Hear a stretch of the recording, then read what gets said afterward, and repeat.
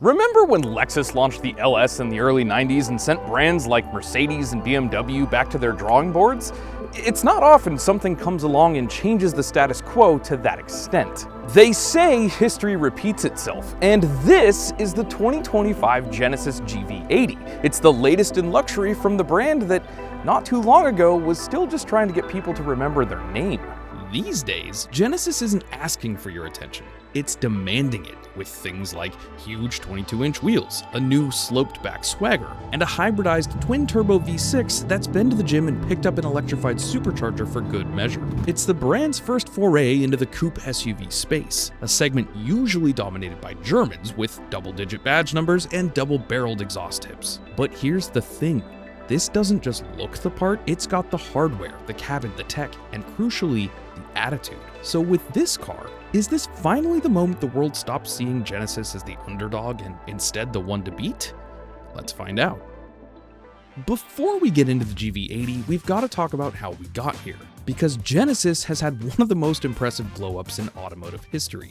For those who don't know, Genesis is the luxury arm of their parent company Hyundai, sort of like Lexus is to Toyota or Audi is to Volkswagen. And Hyundai's first car sold in the US, the Excel, wasn't a bad car. It was designed by Giorgetto Giugiaro and constructed with proven parts from Mitsubishi and the help and leadership from more established automakers. But the brand was always sort of seen as a sort of cheaper budget alternative to a Honda or Toyota. But by the early 2000s, Hyundai was busy shaking off its bargain bin image by offering truly competitive cars that had an industry-leading warranty for slightly less money than their competitors. And behind the scenes, they were quietly cooking up something big. That something was the Hyundai Genesis, a rear-drive luxury sedan launched in 2008 that was aimed squarely at Lexus and BMW and priced to make them sweat through their shirts. And it worked! The Genesis sedan won awards and turned head. People noticed. And most crucially, it turned Hyundai into something more than just the maker of cheap compacts. By 2015, Genesis was spun off into its own standalone luxury brand, complete with its own dealerships, its own design language, and its own mission: to disrupt the luxury status quo. First came the sedans, the G80, G90, and eventually the G70, and each one took aim at the old guard with killer styling, buttery smooth drivetrains, and interiors that frankly made you question what you were paying extra for in Mercedes. They had chassis developed by Albert Biermann, and styling came courtesy of the same guys responsible for cars like these. But I think the real turning point came in 2020 with the Genesis GV80, their first SUV. It was bold, it was elegant, it had those now iconic two-line lights, and with it, Genesis proved it could do luxury crossovers every bit as well as its rivals, if not better. Fast forward to today, and we've got this, the GV80 Coupe. It's still an SUV and more luxurious than ever before, but now it's got a chip on its shoulder and a very clear target on the back of cars like BMW's X6 and the Mercedes GLE. With this iteration, it seems Genesis is done trying to impress us quietly. The GV80 is here to make noise. Let's talk design. This thing looks expensive. It's got this whole baby Bentayga vibe, which, not surprising, seeing as the same guys that designed the Bentley were the ones that shaped this. Every angle, every surface, and every lighting element feels like it was sculpted with intent. Up front, the GV80 Coupe wears a familiar face, the same crest grille you find across the Genesis lineup, but here it's been sharpened, widened, and flanked by micro-lens array headlights with Genesis's now signature two-line DRLs. These lights are wildly complex under the skin with over 200 individual lenses per side, and they're some of the best in the business when it comes to beam precision.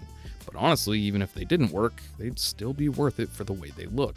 Down below, there's a functional lower air intake with a new front bumper treatment that's unique to the coupe. It's lower, it's wider, and with the color-matched accents on this range-topping trim, it gives the car a legitimately aggressive stance. The most obvious difference between this and the regular GV80 is, of course, the roofline. Genesis didn't just slope it for the sake of fashion. They reworked the entire rear structure to make it flow properly. The parabolic line that defines most Genesis models is still here, but on the coupe, it ends in a tucked, taut rear end that makes the whole thing feel athletic. The belt line rises towards the rear wheels, the C-pillar is steeply raked, and the proportions, they just work. Around back, Genesis continues the double-stacked lighting with thin LED taillights that stretch nearly the full width of the vehicle. There's a prominent roof spoiler, a lip spoiler molded into the trunk, and a subtle diffuser underneath. Oh, and yes, quad exhaust tips.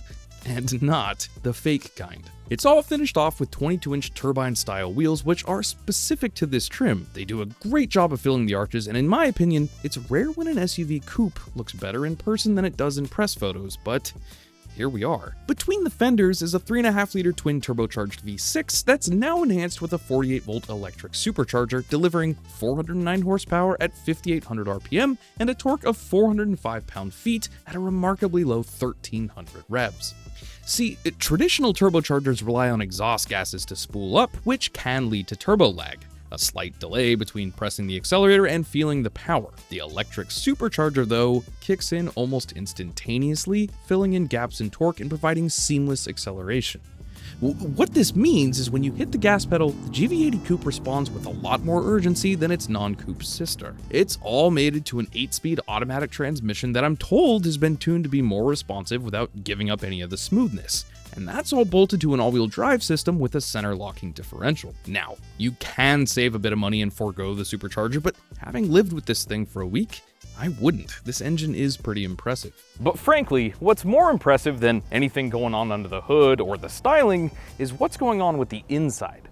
Sitting in here is like sitting in an upscale lounge, one that just so happens to go 0 to 60 in just over 5 seconds. The first thing you'll notice in here is this massive single-pane 27-inch OLED touchscreen stretching across the entire dash. Genesis calls it seamless, and it mostly is. There's no weird bezels or digital dividing lines here. It's high-res, colorful, and split between your gauge cluster and infotainment. Even if you're not a screen geek, you'll appreciate how fast it is. Navigation, media, drive modes, everything just works. Whether you're tapping, spinning the rotary dial, or using the redundant hard buttons, which, by the way, I love the fact that they've left the dial-in buttons in. I'm not personally a huge fan of touchscreen only controls. I like to have the option. Now, the native infotainment system does have a slight learning curve, and the same can be said about how you interact with the instrument cluster side of things using the buttons on the steering wheel, but you do get used to it. Of course, you don't really have to use the native system if you don't want to. There's wireless Android Auto and Apple CarPlay. There's also a downright impressive Bang & Olufsen premium audio system that's one of the best I may have ever heard. You have to experience this for yourself. Overall, when it comes to tech, the GV80 Coupe doesn't just check the box, it nails the execution. The rest of the cabin feels like it was built by a committee of people who really care about comfort. The front seats are Napa leather wrapped thrones stitched with what Genesis calls the G-Matrix pattern, and they can be finished in some surprisingly bold color options, like this ultramarine blue or a deep red called Merino Cherry. Of course, they're heated, ventilated, and massaging, though if we're being picky, the massage function isn't quite Mercedes-level magic fingers or as effective as what you get in the new Lexus LX. Still, it'll take the edge off your long commute or help you recover from carrying Costco-sized packs of LaCroix into your house. It's worth noting, though, that you only get massage on the driver's side. For the back seats, they're also heated and ventilated, and if you check the right boxes, rear passengers get dual 14.6-inch touchscreens mounted behind the front headrests. You have climate controls, USB-C ports, power sunshades, and even power reclining second-row seats because even your kids should feel like CEOs. The center console's been redesigned this year with a new wireless charging pad that actually holds your phone in place and doesn't randomly cause it to overheat. The volume and HVAC controls have been simplified and cleaned up. They're mostly capacitive touch, but honestly, just like the thermostat in your house, set it to the desired interior temperature and leave it in auto. This system does an excellent job at keeping the cabin comfortable. It'll even switch itself on and dehumidify automatically when you're away, so you never have to deal with fogged up windows. That's a nice touch. Now, there are a few interior quirks in here, and one is the mood curator. Tap it and you can pick themes like delight or vitality that adjust the ambient lighting, cue up some soft spa music, shoot a puff of fragrance into the air, and engage the massage seats. The other one that stands out is what Genesis calls ergo motion seating. It, after an hour or so of driving, will automatically adjust the cushions and backrest to help keep your back and butt from going numb. And it'll also guide you towards your optimal ergonomic seating position with a few prompts on the touchscreen. You enter your height, your weight, and your inseam, and then it analyzes your current posture and gives you the option to move to a more ergonomic position. I can't tell if this is a great feature or a total gimmick, but it's the exact type of thing I love to see in a flagship luxury vehicle. As for storage, it's solid for a coupe-styled SUV. Rear cargo space is usable even with the fastback roofline, and the power liftgate is standard. You get fold flat second row seats, and there's even a rear camera mirror for when those seats are full of people and things. As materials go, well, there's almost zero black plastic inside, which deserves its own round of applause. Genesis used genuine wood, metal accents, and high-end textiles throughout the cabin. Even the rotary gear selector and volume knobs feel relatively substantial with a sort of knurled finish. Is it perfect? No. The touch interface sits a bit far from the driver, especially if you like to lean back and cruise. And the memory seat presets can't be recalled while the car is in motion, which feels like an oversight considering you can basically drive this thing with your pinky. Also, sometimes shifting from drive to reverse or vice versa can get a bit fussy about not coming to a complete stop. And lastly, like I said earlier, interacting with the instrument cluster through the steering wheel controls can be a little confusing. Also, I don't exactly love the keys situation. You've got buttons flanking either side that you have to pay close attention to what you're actually pressing, and sometimes when you try to, I don't know, use the remote start feature, you accidentally hit the unlock button on the other side, and I think that design could be improved. Oh, and the only way to get a proximity lock or unlock function is by registering your phone as a key, which is actually a great feature, but I wish it were possible to do with just the key alone. Overall though, the tech and interior punch way above their weight class. There are just thoughtful touches everywhere, like the ability to move the passenger seat from the driver's seat, or the fingerprint reader, which lets you select different drive profiles just by tapping it. There's a lot of neat tech in here, and in terms of tech, comfort, and ambiance, the GV80 Coupe easily goes toe-to-toe with rivals, and in many cases, it does better. Like pretty much every modern luxury SUV, the GV80 Coupe is absolutely loaded with safety tech. Blind spot monitoring with active avoidance, lane keeping, rear cross traffic alert, and a forward collision system with automatic emergency braking. There's also adaptive cruise with stop and go, a surround view camera, and Genesis's smart parking assist, which means this nearly 5,200-pound SUV can park itself while you stand outside holding the key fob like a wizard. Highway driving assist is expertly calibrated, it's smooth, confidence-inspiring, and doesn't nag you every 5 seconds like some systems do. There's even an eye-tracking camera to make sure you're paying attention. Not in a creepy way, it's just to prevent naps. And if things do go sideways, the GV80 gets a 5-star safety rating from the NHTSA and has been awarded a Top Safety Pick Plus from the IIHS.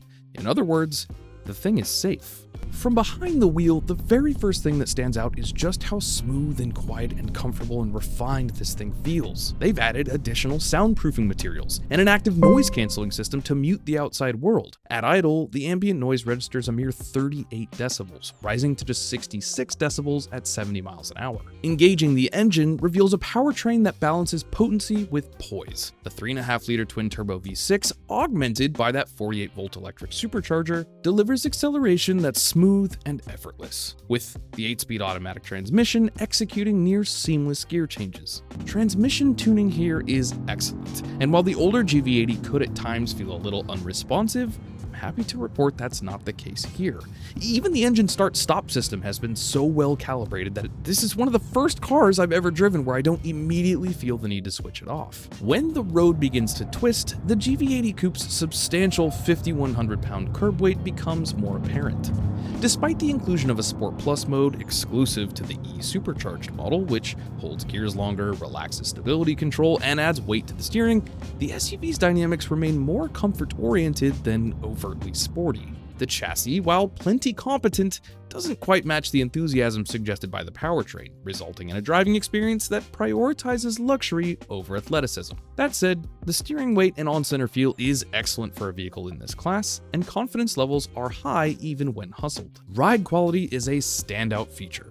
Genesis have opted to skip air ride or hydraulic dampers and instead go for electronically controlled shocks that use both GPS and the forward-facing camera to scan the road ahead and adjust damping forces in real time. The system adeptly absorbs road imperfections, although riding on 22-inch wheels, certain road conditions make it feel busier than some rivals. Then again, this being the coupe, it's tuned to be slightly more sporty, and I'll take a suspension that's a little more awake than one that just wallows around everywhere every day of the week. It's compliant and comfortable without being too soft. It's worth noting though that the brake feel might take some getting used to. Pedal feel is firm, but the brakes are incredibly responsive even to light inputs. I got used to it right away, but some owners have complained they're too touchy. With all that, this is easily one of my favorite luxury SUVs to spend time behind the wheel with. And just like the interior, the driving experience is more uppercut than underdog. With a starting MSRP of $87,100, the GV80 Coupe isn't cheap, but it comes loaded. We're talking 22-inch wheels, Nappa leather heated and cooled seats, front and rear, tri-zone climate control, a panoramic roof, soft closed doors, a 27-inch OLED display, Bang & Olufsen audio, and just about every driver assist system you can get across the industry.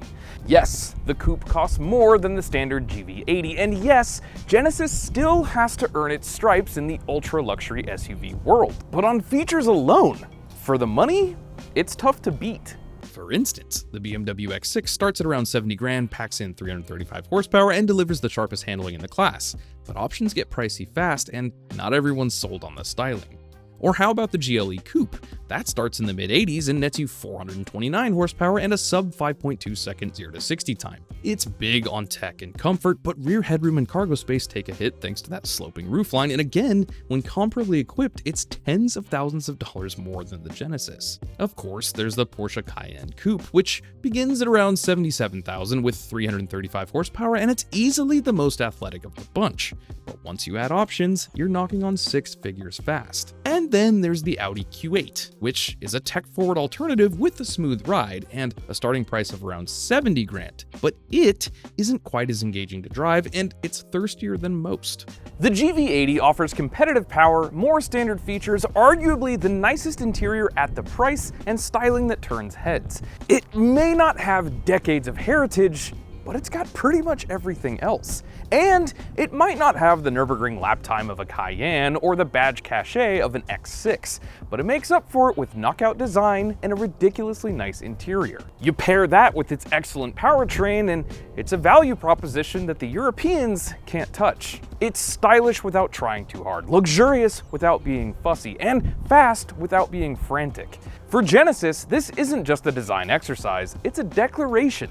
The GV80 Coupe is bold, beautiful, and brimming with confidence. And if this is a sign of what's to come, the competition should probably stop laughing and start looking over their shoulders. I want to give a big thanks to Genesis for lending me their car for the week, and an even bigger thanks to all of you for watching. If you liked this review, hit that like button, get subscribed for more, and drop your thoughts down in the comments below. Does the GV80 Coupe earn a spot in the Luxury SUV Hall of Fame, or is this still playing catch-up? Let me know. My name's Trav, that's the 2025 Genesis GV80 Coupe, and I'll see you all with a fresh video next week.